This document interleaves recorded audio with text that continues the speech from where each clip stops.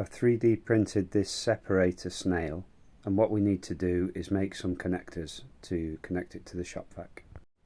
A little glimpse at the machining, offset so that it'll sit low profile on the lid of the bin and fit the workbench better. Basically on the limits of what we can achieve with the saddle height, so I'm having to take a stepped cut. Lovely, lovely chips.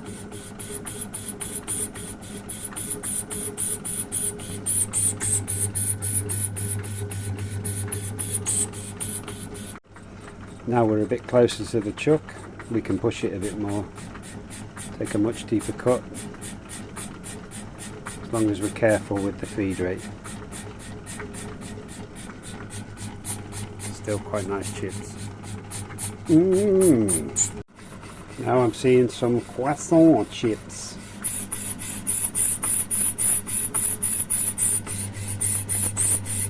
Croissant.